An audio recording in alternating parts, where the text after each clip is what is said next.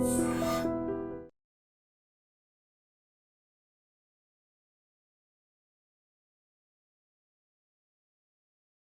Hello నమస్తే welcome back to our channel. నేను మీ వైషు. విడాకులు తీసుకునే ముందు ఈగోకెళ్ళో లేకపోతే ఎమోషనల్ ఇంబ్యాలెన్స్ వల్ల చాలామంది విడాకుల వరకు వెళ్ళిపోతుంటారు. అసలు విడాకులు తీసుకునే ముందు తీసుకోవాల్సిన జాగ్రత్తలు ఏంటి, ఎంతవరకు ఆలోచించాలి, ఎంత ఆలోచిస్తే బెటర్ ఉంటుంది వాళ్ళ ఫ్యూచర్, అట్లీస్ట్ వాళ్ళ పిల్లల ఫ్యూచర్, ఈ విషయం గురించి మాట్లాడడానికి ఈరోజు నాతో పాటు అడ్వకేట్ జిఎం రావు గారు ఉన్నారు. సార్తో మాట్లాడదాం. హలో సార్, నమస్తే. నమస్తే అమ్మ. ఎలా ఉన్నారు sir? Fine.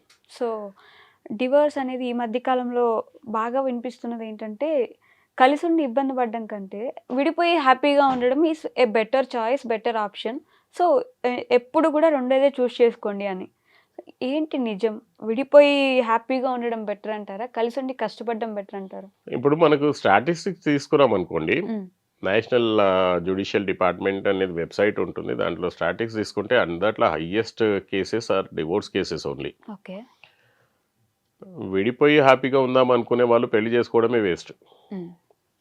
Nowadays Supreme Court has given another opportunity like live in relationship. వాళ్ళు పెళ్ళి ఎందుకు చేసుకోవడము? లివ్ ఇన్ రిలేషన్షిప్లో ఉండి నచ్చిందా నచ్చకపోతే విడిపోతే మళ్ళీ డైవర్సీ ప్రాబ్లం కూడా ఉండదు కదా, ఇజంట్ ఇట్? లివిన్ లో ఉన్న వాళ్ళందరూ పెళ్లి చేసుకోగానే విడిపోతున్నారు. లివిన్ లో 10 సంవత్సరాలు ఉంటే 10 సంవత్సరాలు బాగానే ఉంటారు, 11 సంవత్సరాలు పెళ్లి చేసుకోగానే విడిపోతారు. మీరు అన్నది 100% correct. When I was in Singapore, సింగపూర్లో ఏంటిదనంటే గవర్నమెంట్ అనౌన్స్ చేసేది, తల్లులారా మీరు పెళ్లి చేసుకోండి అని చెప్పి. ఎందుకనంటే అక్కడ పాపులేషన్ తగ్గిపోయింది. సింగపూర్లో పిల్లలు లేకుండా, యంగ్ జనరేషన్ లేకుండా ఎగిరిపోయింది. అయితే వీళ్ళు ఇక్కడ అడాప్ట్ చేసేది మీరు నమ్ముతారో లేదో, నేను ఒకసారి చెప్పాను మీకు. సింగపూర్లో ఒక 16 ఇయర్స్ 18 ఇయర్స్ రాగానే ఆమెకు బాయ్ ఫ్రెండ్ దొరకకపోతే తల్లిదండ్రులు పోయి దేవుడి దగ్గర మొక్కుతారు అగరబత్తిలు పెట్టి, ఆయన బాయ్ ఫ్రెండ్ దొరకాలని చెప్పి. This is the culture. And అక్కడ సింగపూర్ కల్చర్, నేను ఉన్నది సింగపూర్ US UKలో, అక్కడ కల్చర్ ఏంటిదని అంటే దే విల్ టెస్ట్ ఫస్ట్. అంటే being in live in relationship, పెళ్లికి ముందు మంచిగా హాయిగా ఒక 2-3 ఇయర్స్ లివ్ ఇన్ రిలేషన్షిప్లో ఉండి మనకు సూటబుల్ పర్సనా కాదా అని తెలుసుకున్న తర్వాత then they will get married. మీరు అన్నట్టుగా అట్లా ఉన్నా కానీ మ్యారేజ్ అయిన తర్వాత విడిపోతారు.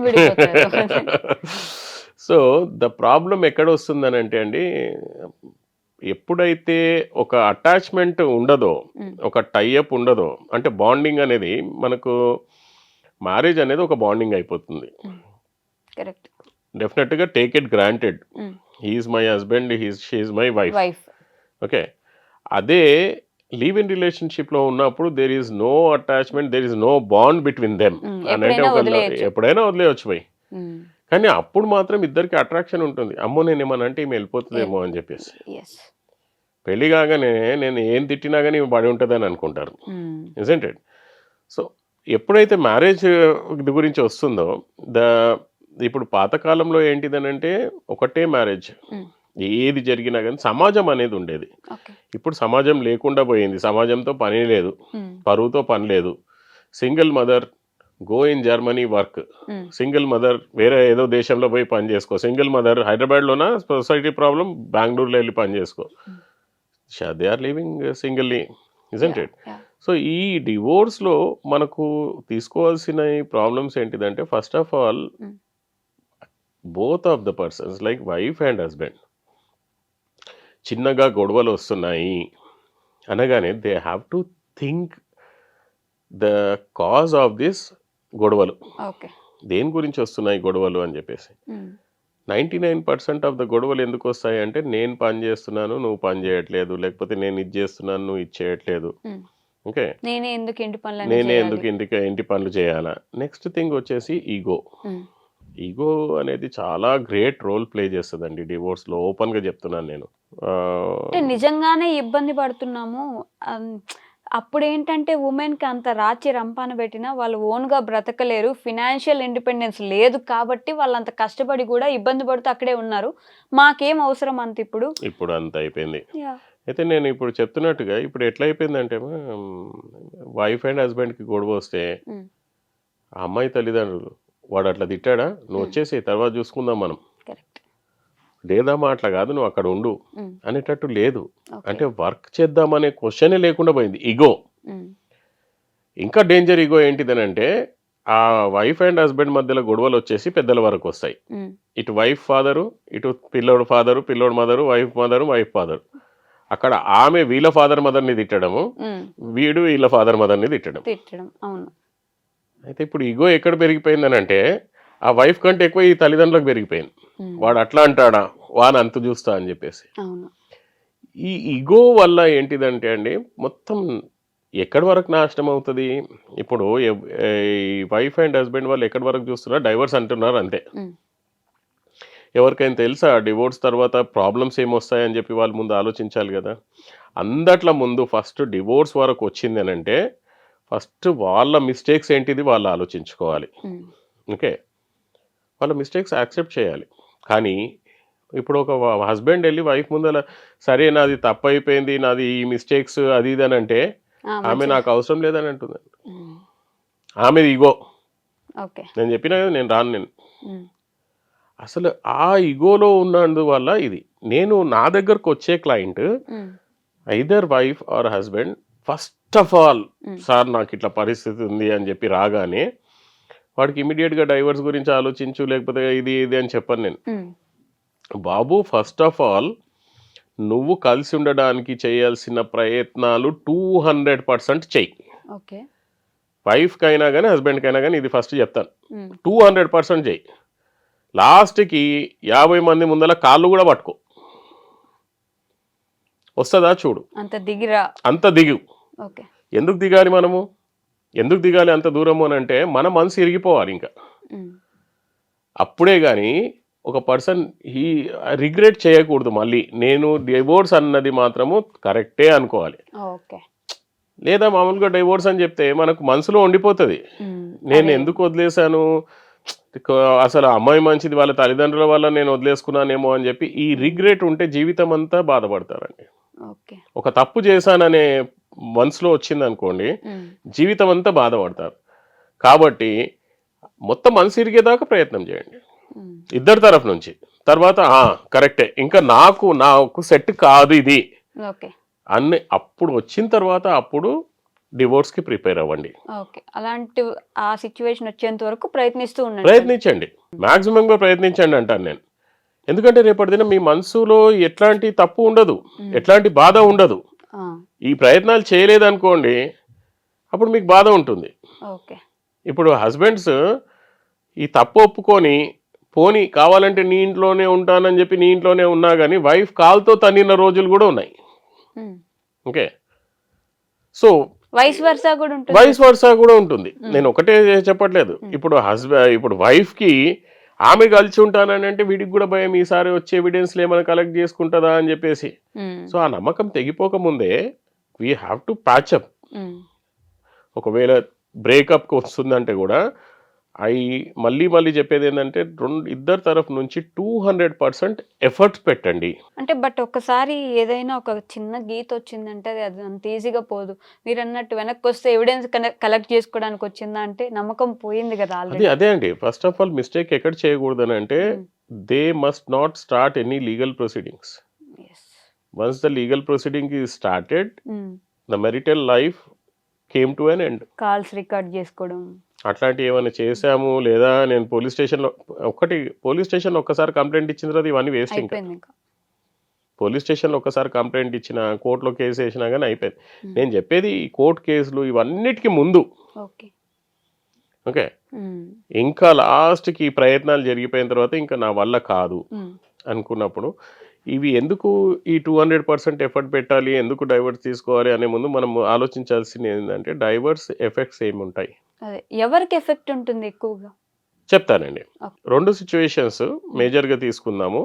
వైఫ్ అండ్ హస్బెండ్ పెళ్లి చేసుకున్నారు, పిల్లలు లేరు, 2-3 years అయిపోయింది, పిల్లలు లేరు, విడిపోతున్నారు. ఓకే, సో ఇక్కడ వైఫ్కి అనేది అడ్వాంటేజ్ ఉంటుంది, she can get married again. Okay, so కానీ వాళ్ళు కూడా ఏం చేస్తారంటే నాకు 1 crore కావాలి, నాకు 50 లక్షలు కావాలి అని చెప్పి కూర్చుంటారు, అలుమని. ఒకవేళ హస్బెండ్ దాన్నే 10 సంవత్సరాలు డ్రాగ్ చేశాడనుకో ఈమె జీవితం నాశనం అయిపోతుంది. కానీ అవనివ్వరు, ఎట్లాగో ఈమెకు మ్యారేజ్ కాలేదు, ఇప్పుడు పిల్లలు లేరు కాబట్టి ఈమె గోల్ అనేది ఈమె చేతిలో ఉంటుంది. అండ్ ఈమె ఏంటిదని అంటే మాకు తొందరగా సెటిల్ చేసుకొని పెళ్లి చేసేసుకుంటుంది, ఇంకో పెళ్లి చేసేసుకుంటుంది. Okay.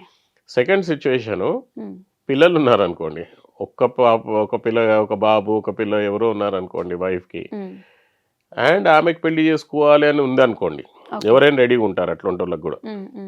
In that situation also she will file all these cases. మీరు ఎప్పుడైనా అబ్జర్వ్ చేశారా?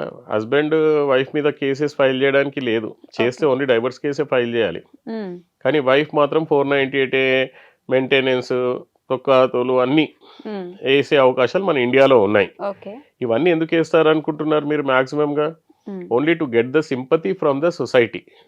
అంటే అందరని కాదండి, మ్యాక్సిమంగా జరిగేది only to get the sympathy from the society that ఆడు పెద్ద ఇవి హరాస్ చేసేవాడు, అందుకే నేను బయటికి వస్తున్నాను అనే సింపతి గురించి. అంటే పిల్లలు లేకుండా ఎవరైనా బాయ్ ఫ్రెండ్ ఉన్న వాళ్ళు, అందరూ అనట్లేదు నేను, జెన్యున్గా ఉన్న వాళ్ళ సిచ్యువేషన్ వేరు ఉండొచ్చు నిజంగానే. ఓకే. సో ఇక్కడ మనం ఆలోచించాల్సింది డైవోర్స్ గురించి. ఈ రెండు సిచ్యువేషన్స్, డివోర్స్ అనేది 10 to 15 years కూడా డ్రాగ్ అవుతుందండి. ఇప్పుడు 6 months లో వచ్చేస్తుంది అంటారు. ఇద్దరు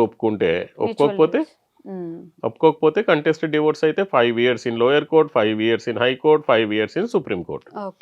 ఓకే. సో 15 years పడుతుంది. ఇది ఎవరు చెప్పరు 99%.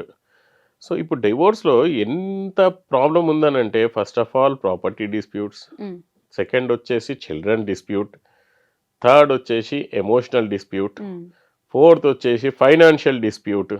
ఆ పిల్లల మీద కూడా ఎఫెక్ట్ పడుతుంది కదా. పిల్లల మీద కూడా చాలా ఎఫెక్ట్ పడుతుంది. ఎవరు తీసుకోవాలి పిల్లలకి ఏంటిదని అంటే, పాపం వాళ్ళకి ఏం తెలియదు. మదర్ దగ్గర ఉన్నారనుకో, మదర్ మొత్తం పాయిజన్ చేసి పడేస్తుంది, మీ డాడీ మంచోడు కాదని చెప్పి. డాడీ దగ్గర ఉన్నారనుకో, మమ్మీ మంచిది కాదని చెప్పి. స్కూల్లో అయితే ఇంకా ఇబ్బంది, సొసైటీలో ఇంకా ఇబ్బంది. ఇప్పుడు ఆమెకి ఏమంటారు, ఇది ఇట్లా ఎంత చెడ్డ ఆవిడ, అందుకే మొగోడు ఇటు చేశాడని చెప్పి ఆమెకు అనడం. మొగని కూడా అదే అంటాడు, వీడు ఎట్లా ఉంటాడేమో అందుకే ఎలా ఇటు చేసిందని చెప్పి వీడిని అనడం. సొసైటీ స్టిగ్మా అనేది చాలా భయంకరంగా ఉంది వీళ్ళ మీద. ఇప్పుడు ఇందాక చెప్పినట్టుగా financial dispute, property dispute, emotional dispute, టోటల్గా ఏంటిదని అంటే క్యారియర్ డిస్ప్యూట్ కూడా. క్యారియర్ కూడా గ్రోత్ ఉండదు. ఓకే. ఇద్దరు కలిసి ఉంటే ఎన్నో ప్రాపర్టీస్ చేసుకోవచ్చు, కానీ ఇప్పుడు వీడు ప్రాపర్టీ క్రియేట్ చేసుకోలేడు, కాన్సన్ట్రేట్ చేయలేడు, ఈమె చేయలేదు, పిల్లలు సఫర్ అవుతున్నారు. But single parents are raising this days. భయంకరంగా ఏంటిదంటే అండి, మీరు ప్రాక్టికల్గా ఈ డివోర్స్ సిచ్యువేషన్లో ఉన్న వాళ్ళకు చూసుకుంటే, except mutual divorce, contested divorce, total family they are suffering for 10 to 20 years. Cases are getting dragged. 10 years minimum అయితే సఫర్ అవుతున్నారు. వాళ్ళ హెల్త్ ఎంత దెబ్బతింటుంది. కొన్ని సిచ్యువేషన్స్లలో ఈ ఇట్లా జరగడం వల్ల వైఫ్ వాళ్ళ, ఇప్పుడు అమ్మాయి వాళ్ళ తల్లిదండ్రులు చనిపోవడం, అబ్బాయి వాళ్ళ తల్లిదండ్రులు చనిపోవడం, ఇట్లా జరిగిపోయింది ఏంటిదా అని చెప్పేసి. ఇంత ఇంపాక్ట్ని డైవర్స్కి ముందు వీళ్ళు ఆలోచిస్తలేరు. సింపుల్ డైవర్స్ అంటే డైవర్స్, అసలు డైవర్స్ అని అంటే అంత ఈజీ అనేది కాదండి. ఐదర్ మీరు డైవర్స్ తీసుకోవాలనుకుంటే, మీరు అన్నట్టుగా ఎట్లాంటి గొడవలు లేకుండా కలిసి ఉండే కంటే విడిపోయి మంచిగా ఉందాం అనుకుంటే మాత్రము మ్యూచువల్గా ఆలోచించండి, మ్యూచువల్గా డైవర్స్ తీసుకోండి. గొడవలు పడి నీ మీద నేను అలిగేషన్ పెట్టి నా మీద నువ్వు అలిగేషన్ పెడతానంటే 20 years అయిపోతుంది. ఈగోలో వెళ్ళి నేను సుప్రీం కోర్ట్ వరకు వెళ్తాను, నువ్వేం చేసుకుంటావో చేసుకో అని అంటే మాత్రము almost 20 years life is gone. But ఇండియాలో దెర్ ఇస్ 1% డివోర్స్ రేట్ అంటారు కదా సార్. ఇన్ని డివోర్స్ కేసెస్ పెరుగుతున్నా ఆ 1% మాత్రం ఎందుకు అనిపిస్తుంది? డివోర్స్ రావడం అంత ఈజీ కాదండి మన ఇండియాలో. That is the biggest issue. Divorce దొరకదు మన ఇండియాలో. You have to prove all the cruelties. ఇవాళ మీరు ఏదైనా అడ్వకేట్ని చూసుకోండి, అంటే ఇది ఉన్న నిజము, ఫ్యాక్ట్స్ మాత్రం ఏదో రాసేసి పెట్టేస్తాం మనము. కోర్టుకి కావాల్సింది ఎవిడెన్సెస్, క్రూయాలిటీ ఎవిడెన్సెస్, ఇవన్నీ పోనీ అవన్నీ పెట్టుకోండి. మంచి అడ్వకేట్ మంచి ఎవిడెన్స్లు అన్నీ పెట్టుకొని లోయర్ కోర్టులో ఫైల్ చేస్తే 5 సంవత్సరాల తర్వాత మీకు జడ్జిమెంట్ వస్తుంది. అంతకుముందు వచ్చే లేదు. 5 years తర్వాత డైవోర్స్ వస్తే వైఫ్కి డైవోర్స్ కావాలా, 5 years తర్వాత డివోర్స్ వచ్చింది, హస్బెండ్ మళ్ళీ హైకోర్టుకి వెళ్తాడు, మళ్ళీ ఇంకో 5 years అక్కడ, ఈమె మళ్ళీ పెళ్లి చేసుకోలేదు ఇంకా అప్పీల్కి వెళ్ళిన తర్వాత, మళ్ళీ అక్కడ డైవోర్స్ ఆ వైఫ్కి వచ్చినా కానీ ఇటు సుప్రీంకోర్టు పోతాడు. ఓకే. ఇదే ఇంకా రివర్స్ కేసులో కూడా హస్బెండ్ డైవర్స్ కావాలని చెప్పి అప్లై చేస్తే హస్బెండ్కి డైవర్స్ వచ్చినా కానీ ఆమె హైకోర్టుకి వెళ్తుంది. ఆమె హైకోర్టుకి వెళ్ళి మళ్ళీ అక్కడ గెలిచినా కానీ సుప్రీంకోర్టుకి వెళ్తుంది. ఇది పగ పెట్టుకుంటే ఈ రకంగా లైఫ్ స్పాయిల్ చేసుకుంటున్నారు. అండ్ ఇవి జనరల్గా మ్యాక్సిమంగా అందరికీ తెలిసిందే. ఓకే. కానీ ఈ సిచ్యువేషన్స్లో కొంతమందికి ఏంటిదని అంటే అండి, అమ్మాయి కానీ అబ్బాయి కానీ ఇక్కడ ఇంకా ఎట్లాగో డైవోర్స్కి అప్లై చేసుకున్నాము, ఎట్లాగో కుదిరేది కాదు. So they are within the live in relationship. Okay. Okay, ఇటు ఇక్కడ లివ్ ఇన్, అటు అక్కడ live in relationship. And cases they are fighting years అవుతుంది. మరి ఎవరి గురించి బతుకుతున్నారో ఏం అర్థం అవ్వట్లేదు. అంటే దెర్ ఈస్ ప్రాక్టికల్గా legal bonding is not there, legal children will not be there. Okay, ఇల్లు ఎవరి మీద పెట్టాలా, నేను చచ్చిపోతే అసలు నాకు వారసులు ఎవరు, ఏం లేదు. Isn't it? సో మనుషులు అనేది డివోర్స్కి ముందు చాలా అంటే చాలా ఆలోచించాలి. ఒకటే ఎమోషనల్లో డిసిషన్ తీసుకోవడము, లేకపోతే తల్లిదండ్రులు చెప్పారని, లేదురా అది మంచిది కాదు. కొంతమంది అంటారు కదా, అత్తమామకు బడి రాకపోతే అరే అది మంచిది కాదురా కోడలు, దాన్ని వదిలేసి ఇంకో పెళ్లి చేసుకో అని అంటారు. పేరెంట్స్ వల్ల కూడా అవుతుంటాయి. మాక్సిమం పేరెంట్స్ వల్లనే అండి. ఇప్పుడు అంటే మనం ఇంకో సపరేట్ వీడియో చేసుకోవచ్చు. ఇక్కడ కొత్తగా పెళ్లి అయ్యి అమ్మాయి పోతుంది. ప్రాబ్లం ఎక్కడ వస్తుంది అంటే అండి, ఒకటే అమ్మాయి ఉన్న వాళ్ళతో చాలా అంటే చాలా ప్రాబ్లం వస్తుంది. ఇంట్లో ఒకటే పిల్ల ఉండి ఆమెకు పెళ్లి అయిందంటే మాత్రము 99% డివోర్స్లు అయిన సిచ్యువేషన్స్ నేను చెప్పగలుగుతాను అనాలిసిస్ ప్రకారంగా. ఓకే, అలా తల్లి ఊరుకోదు, రోజుకి 10 సార్లు ఫోన్ చేస్తుంది. ఆ కూర అట్లా వండినవా, ఇది ఇట్లా వండినవా, లేకపోతే నువ్వు అట్లా ఇది చేస్తున్నావు అంటే 3 hours 4 hours ఆమెతో ఫోన్లోనే ఉంటది. వీడికి ఏంటంటే నీ అమ్మ నేను పెళ్లి చేసుకొని నా వైఫ్ నాతో ప్రైవసీగా ఉండకుండా రోజంతా ఫోన్లో ఏంద్రా, వాళ్ళ తల్లితో మాట్లాడుతుందా బాయ్ ఫ్రెండ్ తోటి మాట్లాడుతుందా తెలియదు. ఇవి గొడవలు. ఎందుకంటే పెళ్లి అయిన తర్వాత అమ్మాయిని కనీసం వాళ్ళిద్దరు ప్రైవసీ ఉండాలని చెప్పి వదిలేయచ్చు కదా, తల్లి వదలదు. ఎటు సైడ్ ఏమో ఇది, ఇటు సైడ్ అబ్బాయి సైడ్ ఏమో ఆ తల్లి అన్ని రోజులు బాగానే ఉంటది. ఇప్పుడు పెళ్ళాన్ని తీసుకెళ్లి ఒక శారీ కొనుక్కొచ్చిస్తే ఇంకా రాద్ధాంతం స్టార్ట్ అయిపోతుంది. అమ్మ నేను ఇన్ని సంవత్సరాలు పెంచినా నన్ను మర్చిపోయినావు, ఇప్పుడు మొన్న రాంగే కోడలు ఏదో మందు పెట్టినట్టుంది, మారిపోయిండు ఈడు. అంతనే నా కోడలు ఏదో చేసింది, దీనికి మందు పెట్టింది ఈడు, నా మాట వినట్లేదు ఈడు. ఇట్లాంటి డైలాగులు కొట్టి అసలు మళ్ళీ పెళ్లి ఎందుకు చేయాలి? అండ్ ఈమెకి ఇన్సెక్యూరిటీ తల్లికి, నా కొడుకు నా గ్రిప్ లో నుంచి వెళ్ళిపోతున్నాడు. ఇవన్నీ మానుకుంటే పెద్ద సబ్జెక్ట్ అండి ఇది. నిజంగా ప్రాక్టికల్ గా చూస్తే రకరకాలుగా ఇప్పుడు మనకు మాట్లాడుకునేటి అన్ని ఇవే వస్తాయి. ఆమె మంచిది కాదురా, ఆమె వచ్చిన రోజు నుంచి ఇవన్నీ జరుగుతున్నాయి, అది ఆమె వల్లనే జరిగింది, ఈమె మంచిది కాదు, రకరకాలుగా అండి మనకు. సో ఇవన్నీ చేసుకోవడం వల్ల వీళ్ళకేం ఎంటర్టైన్మెంట్ అవుతుందో వాళ్ళకేం ఎంటర్టైన్మెంట్ అవుతుందో తెలియదు. మెచ్యూర్డ్గా బిహేవ్ చేస్తే బెస్ట్. అండ్ మ్యారేజ్ ఏజ్లో కూడా అండి, ఒక మ్యారేజ్ అయిన తర్వాత కూడా ఇద్దట్లో ఒకళ్ళు గ్యారంటీకి ఇమ్మెచ్యూరే ఉంటారు. చాలా మెచ్యూర్ అనుకుంటారు కానీ ఇద్దట్లో ఒకళ్ళు ఎవరో ఇమ్మెచ్యూర్డ్గానే ఉంటారు. మెచ్యూర్డ్గా ఉన్న పర్సన్ వాళ్ళను మాడిఫై చేసుకోగలగాలి. అంటే హిప్నాటిజంలో ఒక రూల్ ఉంటుందండి. హిప్నాటిజం అండ్ ఎన్ఎల్పి ఇట్లాంటివి నేను యుఎస్లో ఉన్నప్పుడు చేస్తే, మీరు ఇప్పుడు అట్లా కూర్చున్నారు, నేను కూడా అట్లాగే కూర్చున్నాను అనుకోండి, you will get impressed by me. Okay, so దీన్ని సంథింగ్ లైక్ ఏ రిఫ్లెక్షన్ అది అని అంటారు. సో ఆ రకంగా హస్బెండ్కి తగ్గట్టుగా మూవ్ అవుతూ, ఎవడైనా కానీ ఫస్ట్ హస్బెండ్, నేను నా వైఫ్ నా కంట్రోల్, హస్బెండ్కి తగ్గట్టుగా మూవ్ అవుతూ ఆయనకు నచ్చినట్టుగా పని చేసుకుంటూ పోతే వాడు వదిలేస్తాడు, ఇంకా పట్టించుకోడు. ఎప్పుడైతే మనం అగేన్స్ట్గా పోతుంటామో, ఇప్పుడు వైఫ్కి అగేన్స్ట్గా హస్బెండ్ పోయినా, హస్బెండ్కి అగేన్స్ట్ వైఫ్ పోయినా కానీ అక్కడనే డిస్టర్బెన్స్ వస్తుంది. కానీ మనం చేయాల్సిన డ్యూటీ ఏంటంటే మెచ్యూర్డ్గా అర్థం చేసుకొని కొన్ని రోజులు ఓపిక బట్టి అయిన రూట్లోనే పోయి మళ్ళీ మార్చుకుంటే బెస్ట్ ఉంటుంది అనమాట, సెట్ అవుతుంది. సో జాగ్రత్తలు తీసుకోవడం చాలా ఇంపార్టెంట్. సమాజాన్ని చూస్తుంటే, ఇప్పుడు కేసెస్ని చూస్తుంటే నాకు ఎంత బాధ అనిపిస్తుంది అంటే, ఏమీ ఆలోచించకుండా లాస్ట్ క్లోజ్ చేసే ముందు మీకు చెప్తాను, ఎన్ని కేసులు అంటే వైఫ్ అండ్ హస్బెండ్ ఇద్దరు ఒకటే ఇంట్లో ఉన్నారు. ఒకరోజు సడన్గా హస్బెండ్ వెళ్ళిపోతాడు, రెండో రోజు ఆమెకు డైవర్స్ నోటీస్ వస్తుంది. అసలు ఆమెకు అర్థం కాదు ఏం జరిగిందని చెప్పి. ఆమె వెంటనే ఉన్నాడు, డైవర్స్ అప్లై చేసేసాడు, డైవర్స్ నంబర్ వచ్చిందనగా వాడు వెళ్ళిపోయాడు. ఓకే. సో నేను డైవర్స్ ఇచ్చేసాను నీకు, డైవర్స్ అప్లై చేసేసాను, అండ్ ఇగో ఇదంతా ఫోటో తీసుకున్నాను, there is no domestic violence, ఇప్పటి వరకు మన మధ్యలో ఏం గొడవలు లేవు అని చెప్పి మంచిగా ఒక వాట్సాప్ మెసేజ్ పెట్టేసి గెటింగ్ అవుట్. ఇంత ప్లాన్డ్ గా ఆవిడకి ఏం అర్థం కావట్లేదు అసలు. పిచ్చెక్కిపోతుంది ఆమెకు.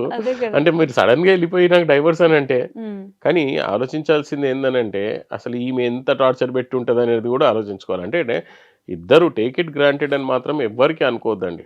తల్లిదండ్రులైనా కానీ తమ్ముడైనా కానీ ఎంతవరకు భరిస్తారండి మీరు?